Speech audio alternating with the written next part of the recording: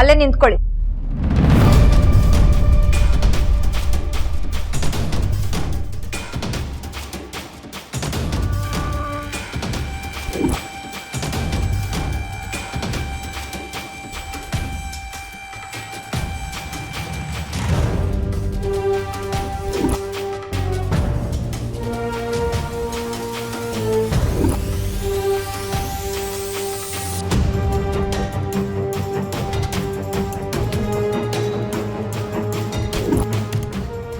ಈ ಮನೆಗೂ ನಿಮಗೂ ಏನ್ ಸಂಬಂಧ ಇದೆ ಅಂತ ಒಳಗ್ ಬರ್ತಾ ಇದ್ದೀರಾ?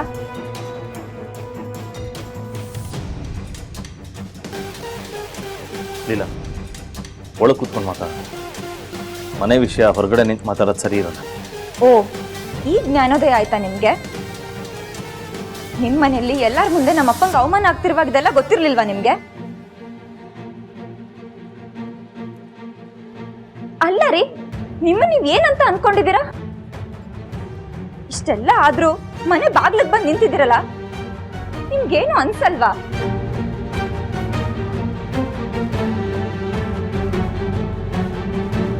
ನಮ್ಮ ಮರ್ಯಾದೆ ತೆಗಿಬೇಕು ಅಂತಾನೆ ನೀವು ಇಷ್ಟೆಲ್ಲ ಮಾಡಿದ್ದು ಅಂತ ನನಗೆ ಚೆನ್ನಾಗಿ ಗೊತ್ತು. ನೋಡಿ, ಶ್ರೀಮಂತರ ಮರ್ಯಾದೆ ಬ್ಯಾಂಕಲ್ಲಿ ಇರುತ್ತೆ, ನಮ್ಮಂಥ ಬಡವರ ಮರ್ಯಾದೆ ಮನೇಲಿರುತ್ತೆ. ಅಳ್ದು ಅಲ್ಪ ಸ್ವಲ್ಪ ಮರ್ಯಾದೆನ ಉಳಿಸ್ಕೊಳ್ಳೋ ಪ್ರಯತ್ನ ಮಾಡ್ತಾ ಇದ್ದೀವಿ. ದಯವಿಟ್ಟು ನಮ್ಮಷ್ಟಕ್ಕೆ ನಮ್ಮನ್ನು ಬಿಟ್ಬಿಡಿ. ಸರ್, ನೀವು ದೊಡ್ಡವರು ಹೀಗೆಲ್ಲ ಮಾತಾಡಬಾರ್ದು. ದೊಡ್ಡವರು ಅಂತ ದೊಡ್ಡದಾಗೆ ಬತ್ತಿ ಇಟ್ಬಿಟ್ರಿ. ಹೇಗೋ ಅಂಬ್ಲಿನೋ ಗಂಜಿನೋ ಕುಡ್ಕೊಂಡು ಜೀವನ ಮಾಡ್ತಿದ್ವಿ. ಈಗ ಅದಕ್ಕೂ ಸಂಸ್ಕಾರ ಬಂತು.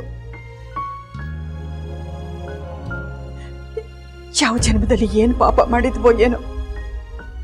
ಅಮ್ಮ, ನಮ್ ಸಂಕಟ ಸುಖ ದುಃಖ ಇವ್ರ ಹತ್ರ ಯಾಕಮ್ಮ ಹೇಳ್ಕೋಬೇಕು? ನಮಗ್ ನೋವಾಗ್ಲಿ ಅಂತಾನೆ ಇವ್ರು ಇಷ್ಟೆಲ್ಲ ಮಾಡಿರೋದು.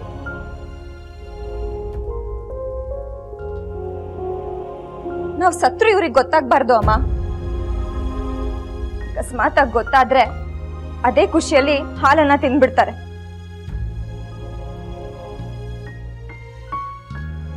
ನೀವಿಬ್ರು ಒಳಗ್ ಹೋಗಿ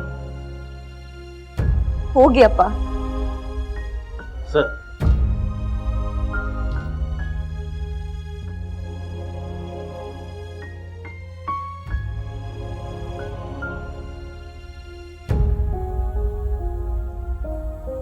ಲೀಲಾ, ನಿಮ್ಗಾಗಿರೋ ನೋವೇನು ಅಂತ ನನಗೆ ಗೊತ್ತಿದೆ. ನನಗೋಸ್ಕರ ಬಾ ಅಂತ ಕರೀತಾ ಇಲ್ಲ ನೀನು, ನಿನಗೋಸ್ಕರ ಕಾಯ್ತಾ ಇದ್ದಾರಲ್ಲ ಅಮ್ಮ, ಅವ್ರಿಗೋಸ್ಕರ ಆದ್ರೂ ಬರಲ್ಲ.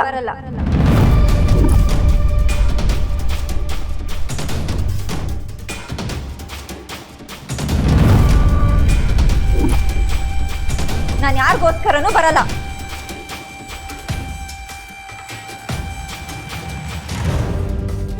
ಊರ್ ಜನದ ಮುಂದೆ ನಮ್ಮ ಮನೆ ಮರ್ಯಾದೆ ಹರಾಜ್ ಹಾಕಿದ್ರಲ್ಲ, ಅವತ್ತೇ ನಮ್ಮ ಮನೆಗೂ ನಿಮ್ ಮನೆಗೂ ಸಂಬಂಧ ಮುಗೀತು. ನನ್ ಸತ್ರು ನಿಮ್ ಮನೆಗ್ ಬರಲ್ಲ.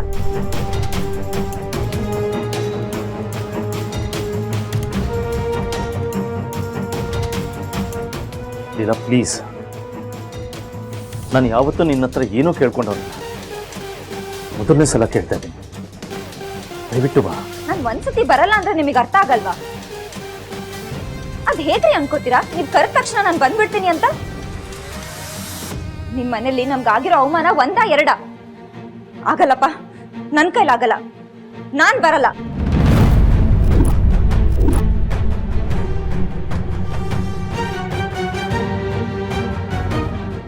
Okay, fine. ಆಗಿರೋ ಪ್ರಾಬ್ಲಮ್ಗೆ ಸೊಲ್ಯೂಷನ್ ಕೊಡದೆ ಈ ಏಜಿನ ಮುಂದೆ ಹೆಜ್ಜೆ ಇಡೋಣ. ನಿಮ್ಮ ತಂದೆ ಮೇಲೆ ಅಪವಾದ ಹೊರಿಸಿದ ಹುಡುಗಿನೇ ಬಂದು ತಾನು ಮಾಡಿದ ತಪ್ಪು ಅಂತ ಒಪ್ಕೋತಾಳೆ. ಏನೋ ಹೋಗಿರೋ ಮರ್ಯಾದಿನ ನಾನು ವಾಪಸ್ ತಂದು ಕೊಡೋಕ್ಕಾಗಲ್ಲ, ಆದರೆ ಆಗಿರೋ ಅನ್ಯಾಯಕ್ಕೆ ನ್ಯಾಯ ಅಂತೂ ಕೊಡಿಸ್ತೀನಿ. ಅಟ್ಲೀಸ್ಟ್ ಆಗ್ಲಾದ್ರೂ ಬರ್ತೀಯ?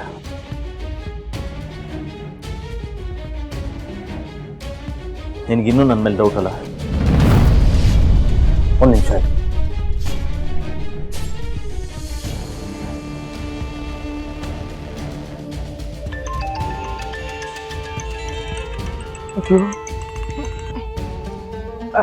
ಹಲೋ, ಹೇಳಿ ಸರ್. ಹಲೋ, ಈಶ್ವರೂಪ್, ಎಲ್ಲಿದ್ಯಾ? ಈ ಫೋನ್ ಡ್ರಾಮಾ ಎಲ್ಲ ನಾನು ತುಂಬಾ ನೋಡಿದ್ದೀನಿ. ಫೋನ್ನ ಸ್ಪೀಕರ್ಗೆ ಹಾಕಿ.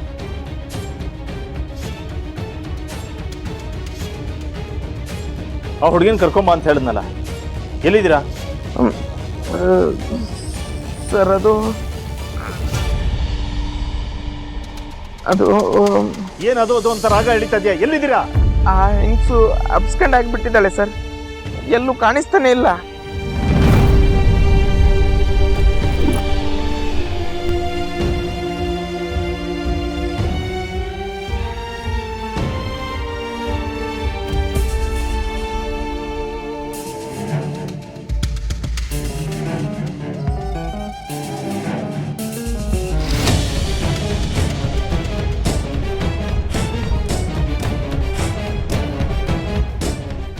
ಏನ್ ಪ್ಲಾನ್ ಮಾಡ್ಕೊಂಡು ಬಂದ್ರಿ? ನನ್ನ ಮನೆ ಕರ್ಕೊಂಡೋಗಿ ಇನ್ನೂ ಅವಮಾನ ಮಾಡ್ಬೇಕು ಅನ್ಕೊಂಡಿದ್ದೀರಾ? ನನಗೆ ನಿಮ್ ಮೇಲೆ ಮೊದ್ಲಿಂದಾನು ನಂಬಿಕೆ ಇಲ್ಲ. ಇನ್ ನಿಮ್ ಮಾತ್ ನಂಬ್ಕೊಂಡು ನಿಮ್ ಜೊತೆ ಮನೆಗ್ ಬರ್ತೀನಿ ಅಂತ ಹೇಗ್ ಅನ್ಕೊಂಡ್ರಿ?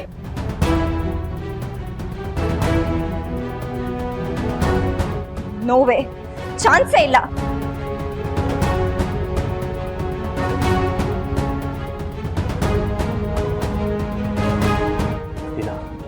ದಯವಿಟ್ಟು ನನ್ನ ಮಾತು ಕೇಳು. ಮನೇಲಿ ಪರಿಸ್ಥಿತಿ ಸರಿ ಇಲ್ಲ. ಅಲ್ಲಿ ಅಮ್ಮ ಈ ಲೀಲಾಗೆ 3 ವಿಷಯ ಅಂದ್ರೆ ಇಷ್ಟ ಆಗಲ್ಲ. ಮೊದಲನೇದು ಸುಳ್ಳು ಹೇಳೋದು, ಎರಡನೇದು ಆ ಸುಳ್ಳು ವರ್ಕ್ ಆಗ್ಲಿಲ್ಲ ಅಂತ ಇನ್ನೊಂದು ಸುಳ್ಳು ಜೋಡಿಸೋದು,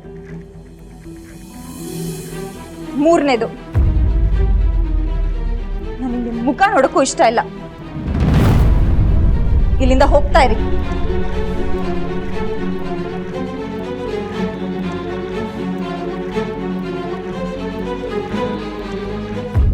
ಅಕ್ಕ, ದುರ್ಗಾ ಅಕ್ಕ, ಅಕ್ಕ ಅಕ್ಕ. ಏನ್ ಸರು? ಅಕ್ಕ, ಏಜೆ ಇವತ್ತು ಆ ಹೆಂಗಸನ್ನ ಲೀಲಾ ಮನೆ ಕರ್ಕೊಂಡು ಹೋಗ್ತೀನಿ ಅಂತ ಹೇಳಿದ್ದಾರೆ. ನನ್ಗಂತೂ ಕೈಕಾಲೇ ಆಡ್ತಿಲ್ಲ ಅಕ್ಕ. ಕೈಕಾಲು ಆಡ್ತಾ ಇಲ್ಲ, ಯಾಕೆ? ಮತ್ತಿನ್ನೇನಕ್ಕ, ಆ ಹೆಂಗಸನ್ನ ಲೀಲಾ ಮನೆ ಕರ್ಕೊಂಡು ಹೋದಾಗ ಯಾರಿದನ್ನೆಲ್ಲ ಮಾಡಿಸಿದ್ದು ಅಂತ ಅವಳು ಕೇಳಿದಾಗ ಅವಳು ಏನಾದ್ರು ಬಾಯ್ ಬಿಟ್ಬಿಟ್ರೆ? ಆ ಹೆಂಗಸು ನಮ್ಮ ಮನೆಗೆ ಬಂದಾಗ್ಲೂ ಏಜೆ ಇದೇ ಪ್ರಶ್ನೆ ಕೇಳುದು. ಆಗೋಳು ಬಾಯ್ ಬಿಟ್ಲಾ? ಇಲ್ಲ ತಾನೆ, ಮತ್ತ್ಯಾಕೆ ಭಯ? ಅಕ್ಕ, ಅವಳು ಒಂದ್ ವೇಳೆ ಯಾರು ಮಾಡಿಸಿದ್ದು ಅಂತ ಹೇಳ್ದೆ ಇದ್ರು ಅಷ್ಟೇನೆ ನಮ್ಗೆ ಪ್ರಾಬ್ಲಮ್ಮು. ಅವಳು ಹೇಳಲಿಲ್ಲ ಅಂದ್ರೆ ನಮಗ್ ಪ್ರಾಬ್ಲಮ್ಮ. ಯಾಕೆ? ಹೇಗೆ? ಏಜೆ ಅವಳನ್ನ ಲೀಲಾ ಮನೆ ಕರ್ಕೊಂಡು ಹೋಗ್ತೀನಿ ಅಂತ ಹೇಳಿದ್ದಾರೆ. ಅವ್ರು ಲೀಲಾ ಮನೆ ಕರ್ಕೊಂಡು ಹೋದ್ರೆ ಆ ಹೆಂಗಸಿನ ಕೈಲಿ ಮನೆಯವ್ರಿಗೆಲ್ಲ ಸಾರಿ ಕೇಳಿಸ್ತಾರೆ. ಹಾಗೇನಾದ್ರೂ ಅವಳು ಸಾರಿ ಕೇಳಿದ್ರೆ ಲೀಲಂಗೆ ಏಜೆ ಮೇಲಿರೋ ಕೋಪ ಐಸ್ ತರ ಕರ್ಗೋಗುತ್ತೆ.